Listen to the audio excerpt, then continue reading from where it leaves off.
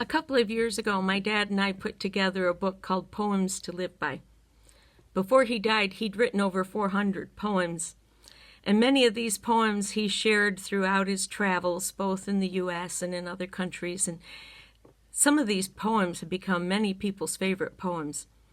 This first poem is called Dog of Blue, and it was about one of my dad's hunting dogs. It was about a dog that was a blue tick coon hunting dog.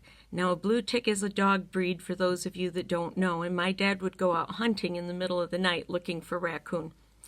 This is Dog of Blue. Once I had a dog of blue. Listen close. The story is for you.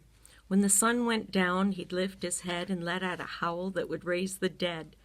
Only one thing he had on his mind: to get to the fields a fresh track to find.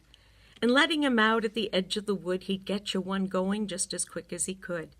Filling the night with his beautiful ball, to tree that coon he'd give you his all. Though tempted by deer, his path often crossed.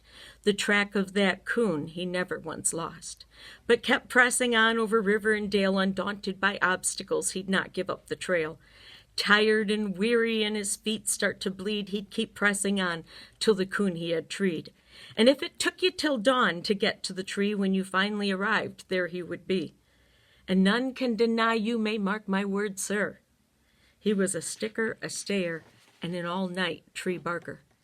Now, he didn't know how to shake your hand, play with a ball, or guard your land, and he couldn't drive the cows or pull a sled, and his pedigree at a dog show he'd never heard read. But to that which he had been born and trained, he'd gladly give his life and never complain. Now, wouldn't it be great if we could all be true to that which we've been called, like my old Dog of Blue? Instead, we think we can do it all, from being a bishop to playing pro ball. And when we fail and run amok, we console ourselves and blame it on luck. But luck has nothing to do with success. Failure is often caused by poor judgment and laziness. And temptation has caused many to fail when they left the course in pursuit of some quail. So make your calling and election sure. Press on to the course without a trace of demur. Press on, though dark be the night. Press on through broad daylight. And stay at the tree like my old blue hound, for when the master comes, that's the place to be found. Do what you do best, and try a little harder, that it may be said of you, he was a sticker, a stayer, and an all-night tree barker. When I read that poem, I'm reminded of Galatians 6:9. It says, "Let us not be weary in well-doing, for in due season we will reap a harvest." Brothers and sisters, I want you to know God has a harvest for you. He's got something wonderful for you, and he doesn't want you to quit, because the way that you destroy your future is by quitting. So don't quit. Don't give up. Try a little harder. Press on, press on. You may be going through a difficult time right now. I want to encourage you. There is an answer for your problem. There is a solution for your situation. God has a solution. Don't give up. Don't be afraid. Have a little faith. You see, Hebrews 11:6 says, "But without faith, it is impossible to please God." Do you know that when you press on, that is an act of faith? That is your faith saying, I'm willing to try a little harder.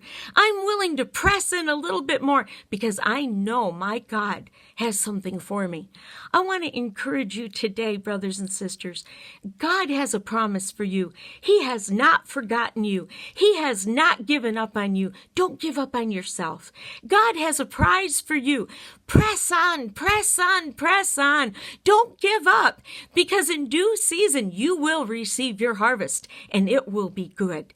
I want to pray for you. Father, I bless all these wonderful brothers and sisters who are listening to me today. I bless them with an extra measure of hope, that they may be able to hang on, because you do have a prize for them. You've got something wonderful laid up for them. I know you do, Father, and so I just bless them right now. Encourage them wherever they may be, in whatever situation they are in. I bless them right now in Jesus' name, because he is Lord.